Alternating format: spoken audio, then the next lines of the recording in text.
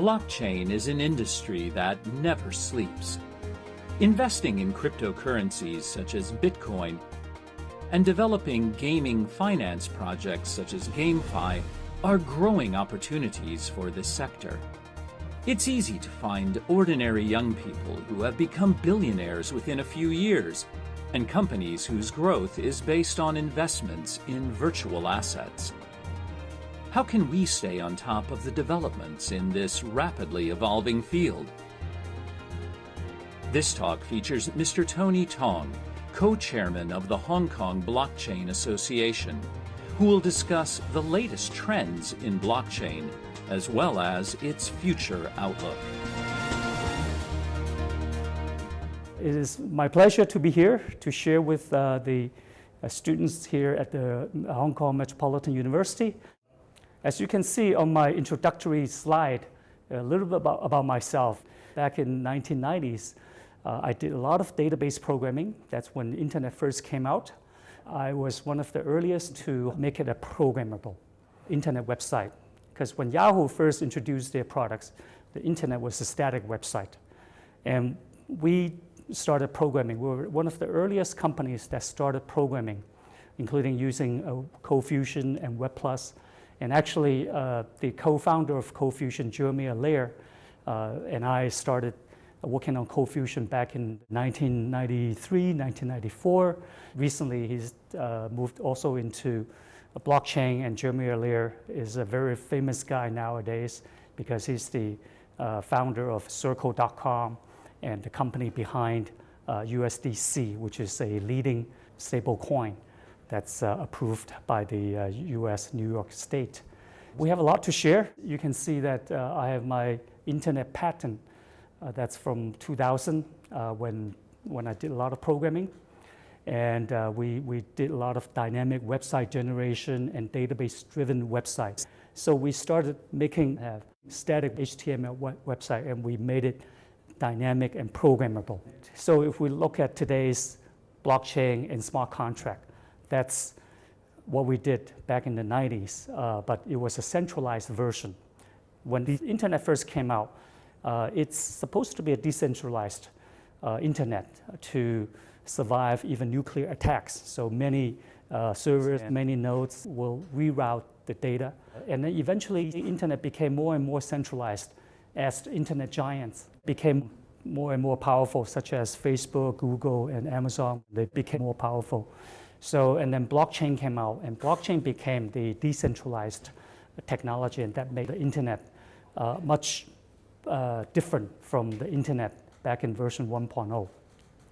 Today, we're going to cover some of the latest trends in blockchain from the first blockchain crypto, which is Bitcoin, to smart contracts, Ethereum, security tokens, STO, which is security token offering, DeFi, decentralized finance, DEX, which is DEX, decentralized exchange, NFT, Metaverse, GameFi, exchange-traded funds, ETF, FinTech, and various government regulations in the US and Hong Kong. So there's a lot of topics to cover, so I'm not going to be able to cover really deep, but we're going to cover very broad. Facebook just renamed itself Meta, which is really the topic for the blockchain, the latest development for the last few weeks. And from the announcement to his 3D video, the virtual reality, augmented reality video, and to the final announcement of Meta. I think it signifies the direction of internet, entertainment, social networks will all eventually merge from the physical world into the virtual world with Metaverse. So security token offering, the technology and the regulations have been around for a few years, and there have been a few successful STOs regulated by the SEC in Hong Kong. Earlier this year, Hong Kong also actually came out and listed the first security token offering that's approved by the SFC. So I'm going to talk a little bit about that. But maybe I'll start a little bit about STO. 3 years ago in Colorado in the US, there's a 5-star hotel called St. Regis in Aspen, Colorado. And they filed for an IPO, but later they changed their mind. And instead, under the U.S.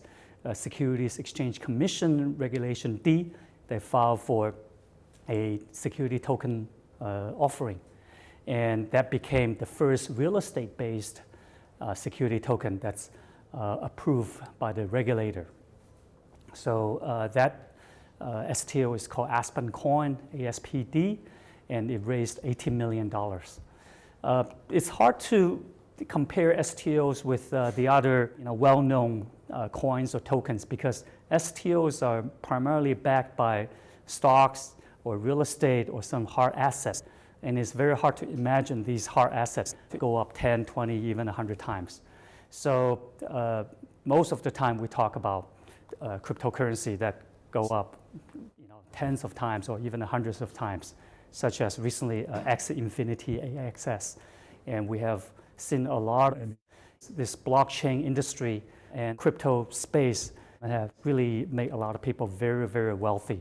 Young graduates, young people in their early 20s, even teenagers are now creating blockchain-related cryptocurrencies, from NFT drawings, putting their drawings on NFT on OpenSea, to their cryptocurrency and GameFi and DeFi projects.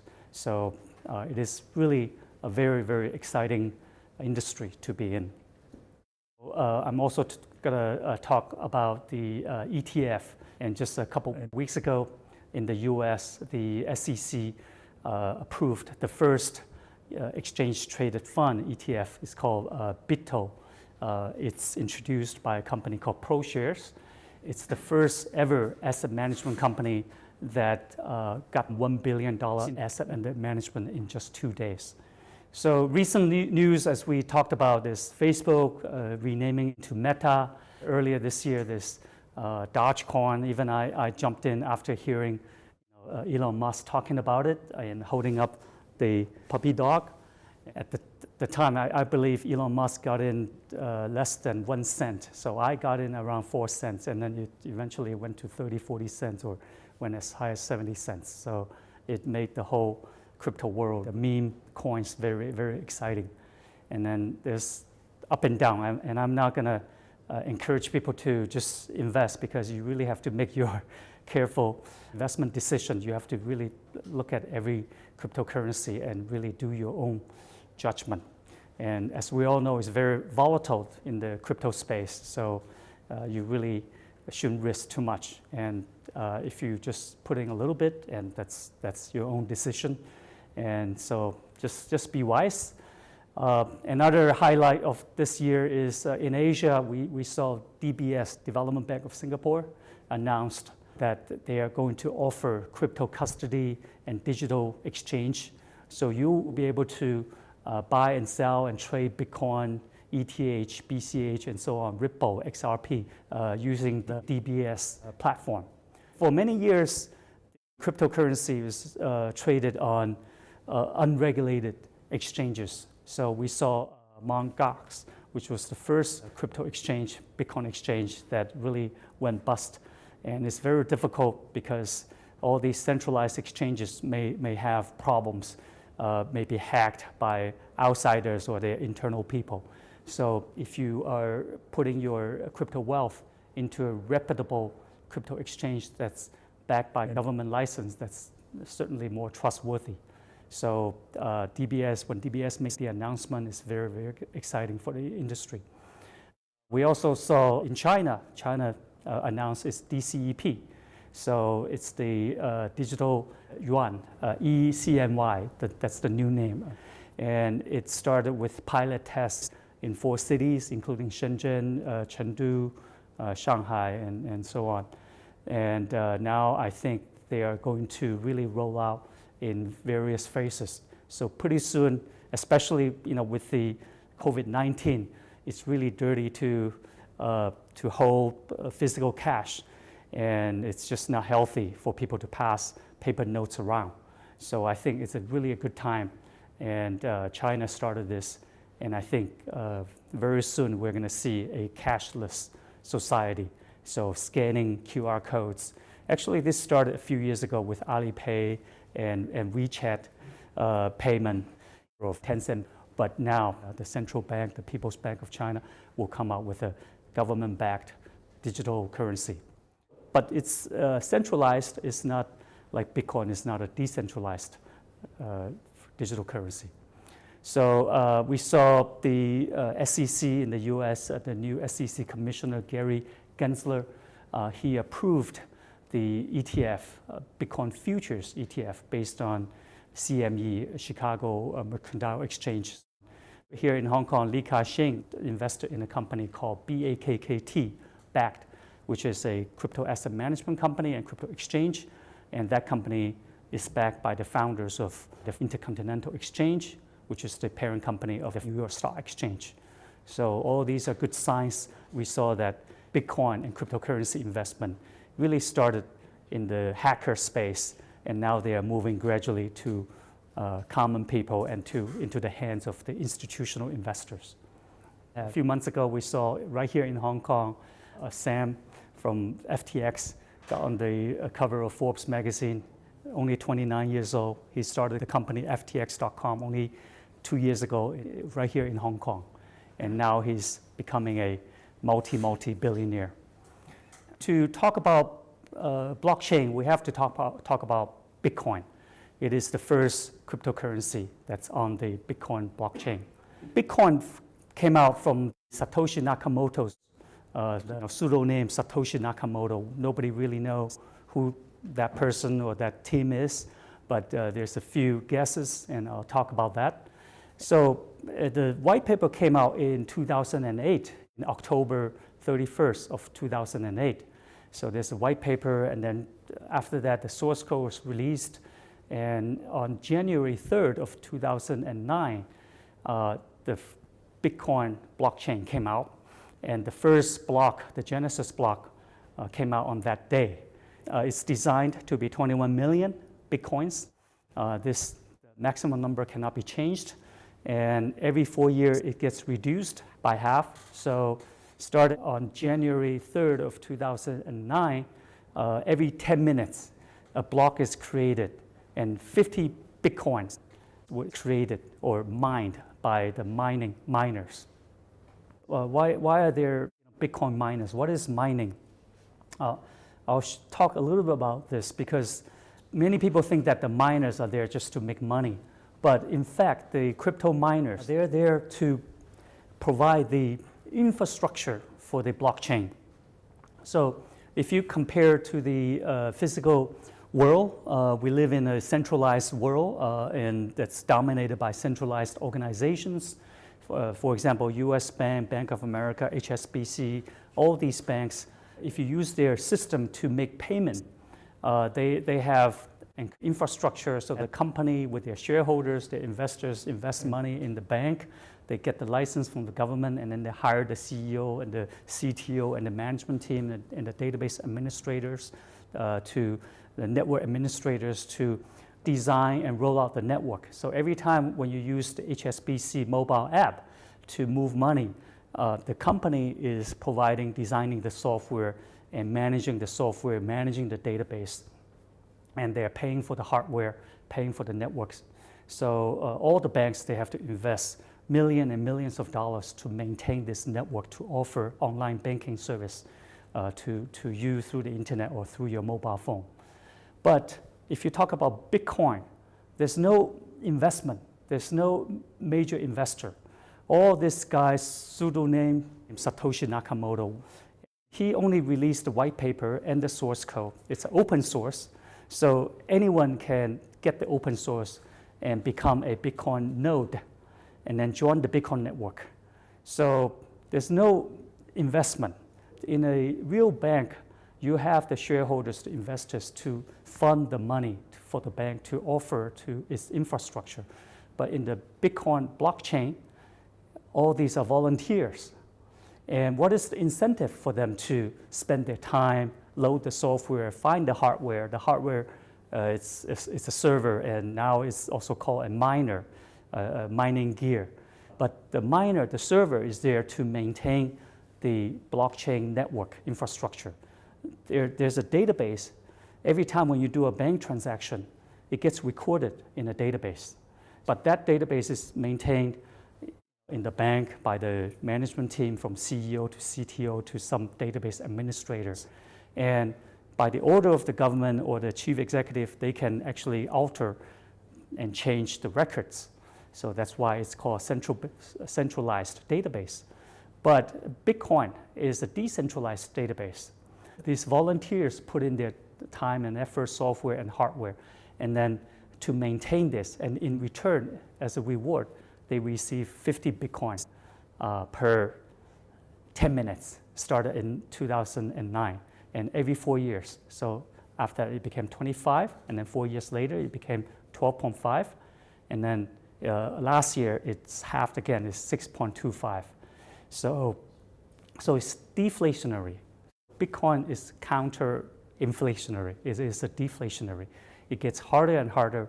It's there to mimic the real-world gold metal mining. In the blockchain world, Bitcoin world, we all celebrate on every May 22nd. It's called International Bitcoin Pizza Day.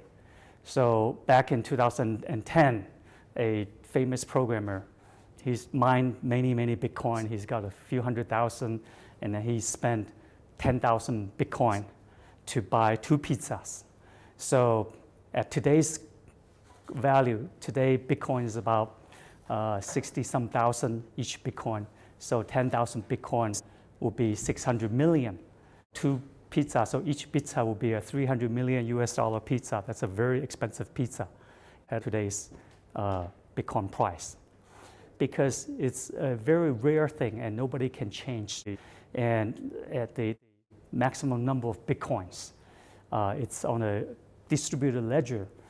Unlike in the physical world with the fiat currencies, whether it's USD or most countries, the government, their chief executive, they can issue orders to print more money.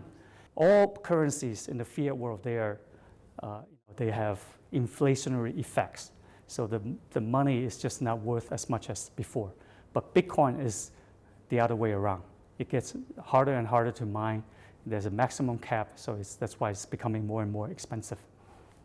We look at how Bitcoin moved from the hacker world in the world of the dark web. It started in the early days, only the hackers, the techies, or those who are doing shady transactions in the dark web. They are using Bitcoin for anonymous transactions. How it gradually evolved and moved to the average people's world and to the institutions world. Just a funny picture here, we see that JP Morgan CEO Jamie Dimon said back in 2017 Bitcoin was a fraud. In 2018 he regretted that, and then in 2019 he announced the issuance of JPM coin, which is a stable coin using blockchain technology. We see many institutional investors are moving into this space. The biggest Bitcoin holder nowadays is managed by a company called Grayscale Trust.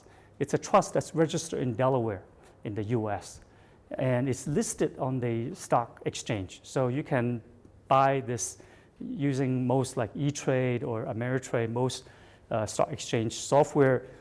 You can buy a GBTC and you can buy this. Grayscale, just in Q4 of last year, it received $3 billion of new investment. So investors gave Grayscale $3 billion to buy Grayscale Trust. And in return, Grayscale would then use that money to buy Bitcoin. So this is a company and a trust that's 100% backed by Bitcoin. There's no other business activity. They don't have any other operating costs. They don't have any other R&D. Investors give them money, they receive the money, they buy Bitcoin. Here's a chart. You can see that it's founded in 2013, and by the end of last year, it's already grown into $6 billion under management. So Grayscale currently holds over 600,000 Bitcoins. Around 3% of the total Bitcoin supply is held by Grayscale. By the way, Satoshi Nakamoto, if someone has his password, he would be the biggest Bitcoin holder with about 1 million Bitcoins. Other than that, Grayscale is the biggest Bitcoin holder with 600-some thousand Bitcoins. I mentioned that the US government is actually leading the world in its governance and regulations on cryptocurrencies and Bitcoin. So in the US, the SEC and the CFTC is the Commodities Futures Trading Commission. It manages the issuance of futures, cryptocurrency futures. So the CME currently has a Bitcoin futures product that people can buy and sell Bitcoin contracts, open interest contracts, if you want to bid on the ups and downs of Bitcoin prices. The BitTo, as I mentioned earlier, the ETF, the first ETF is based on the Bitcoin futures. Nowadays, we saw in the blockchain industry, who makes most of the money? Here, these people are there right here in front of you. Right now, most of these people who make a lot of money are in the crypto exchanges. And Binance is the world's number one crypto exchange right now. And he's a Chinese guy, Zhao Changpeng, CZ. A few years ago, he appeared on the magazine cover from nobody as a CTO, as a techie to Forbes billionaire list in less than a year, the fastest ever to get into Forbes magazine. So he's still a very young man. And the guy under Binance is Sam Bankman-Fried, FTX. That's his office in Admiralty in Hong Kong. Recently, he announced that he's moving to the Bahamas for regulatory issues. We also have OKEX, that's listed in the Hong Kong Stock Exchange. We have Huobi, that's also listed in Hong Kong Stock Exchange. BitTo, as I mentioned earlier, is listed in the US. So the top exchanges, we can see that the institutional volume is gradually increasing. If you look at this green chart, that's the Coinbase retail and institutional trading volume.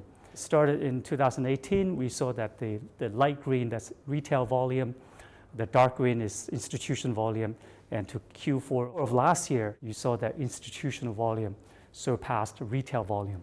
So that means more and more funds, asset management companies, retirement funds, mutual funds, and family offices are allocating some of their investment into cryptocurrency. So maybe they start with 1% or 5%. Right here in Hong Kong, under the SFC, we have many asset management companies under the SFC Type 9 asset management license. And as an asset management company, you can buy cryptocurrency up to 10% of your asset under management. If you want to invest more than 10% of the total AUM, you have to get special permission to get the Type 9 virtual asset management license. And currently there are around 2 or 3. There's a Venture Smart, there's a Huobi Asset Management that's got the virtual asset management license under the Hong Kong SFC. Also, the SFC has issued a license for crypto exchanges, which is the Type 7 virtual asset trading platform license. And currently, there's only one company that has that license, that's BC Group, also listed on the exchange as a public listed company. But unfortunately, they only allow professional investors to open the accounts with them. So if you want to trade with them, you have to have more than $8 million liquid assets, Hong Kong dollars liquid assets, in order to open an account with OSL. If you do not have that proof, if you're not a PI, then you can only trade with other exchanges. This is a very famous website called BitcoinTreasuries.net, and it lists all the publicly listed companies or funds, ETFs or trusts that are trading or that have invested in Bitcoin. So I mentioned earlier, institutional investors from fund managers to listed companies, they are moving into investing in cryptocurrency because of its counter-inflationary effect of Bitcoin. So many of these companies on this list, they have too much cash in the bank, in their treasury, and they don't know what to do. If they just hold cash, with the inflation, it gets less purchasing power every year. So MicroStrategy is the largest listed company. It used to be a software company. It makes enterprise software. Its CEO decided last year to buy Bitcoin, and it bought a few million dollars worth of Bitcoin, and then it ran out of money.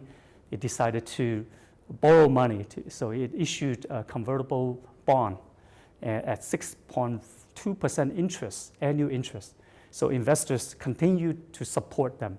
So many investors would invest in MicroStrategy in their bonds, and they would get 6.2% a year.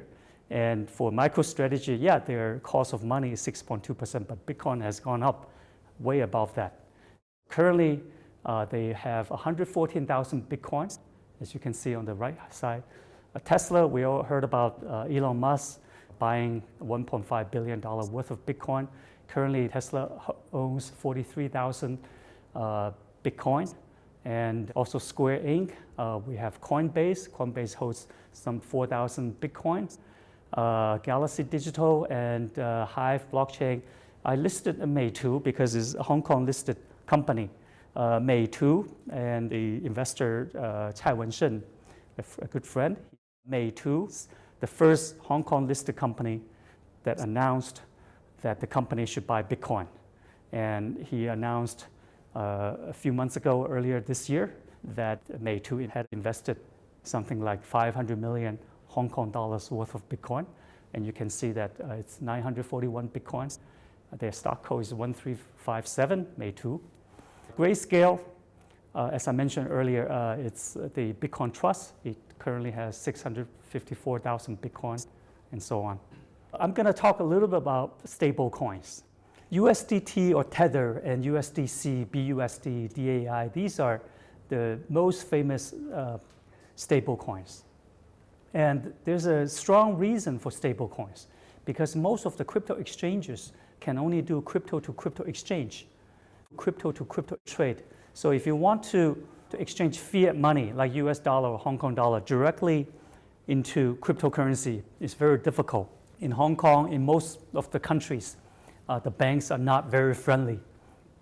If you tell them that you're going to buy Bitcoin using the bank's transfer, it's not very convenient. So USDT became the #1 leading stable coin. And recently, Circle and USDC, you saw that that's Jeremy Allaire's picture. It became the first regulated stable currency.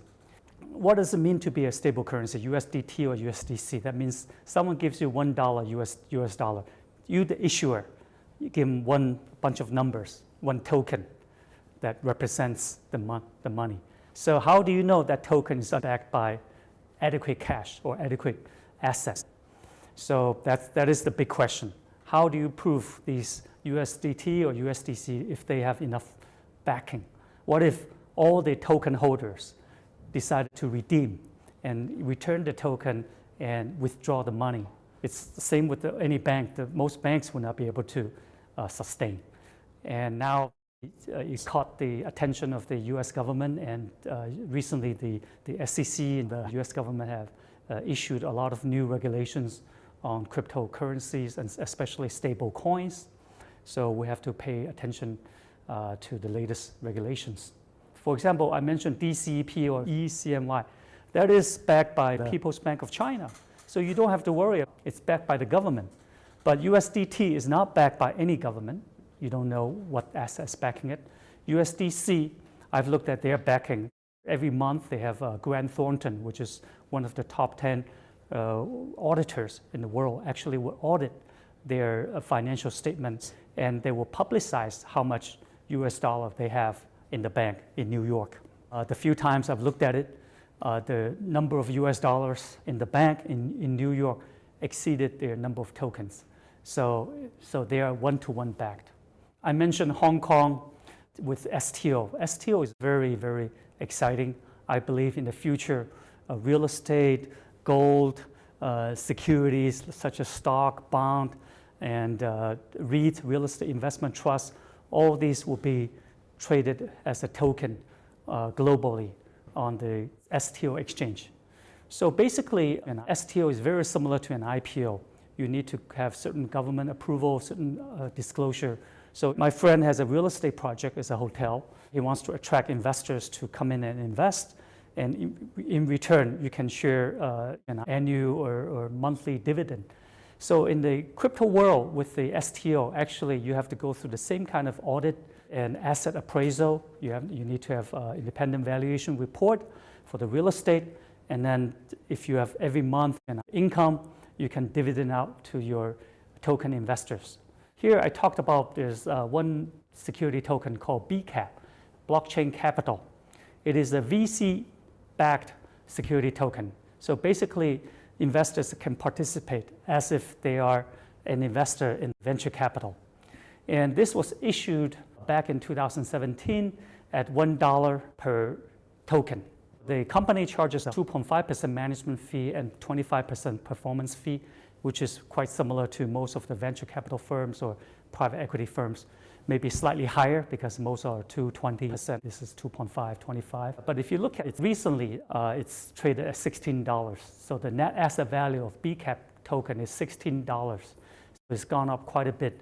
If you wonder what's driving the price to go up from $1 in 2017 to now $16, because they are VC and they have invested in some of the best-known crypto companies such as Coinbase, OpenSea, Circle, Anchorage, Securitize, Harbor, and so on. All these investments into these crypto blockchain projects have gone up in value, so that's why they are security token backed by securities. They have gone up in their NAV. It has not attracted enough attention, such as Dogecoin or Shiba Inu, SHIB. Sometimes I think that people, smart investors, especially in Hong Kong, if you're a licensed broker, licensed asset management, you should always look at the fundamentals. I'm a fundamental investor. I look at whether there's technology behind it or asset behind it. So if it's a security token, you can always look at the auditor's report and see what's the cash, what's the real estate, what's the latest appraisal, what's the latest NAV. So that's the future of STO. I think in the future, we're going to see more and more STOs.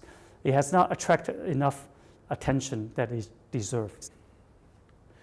Basically, blockchain and Bitcoin, the technology is completely sound.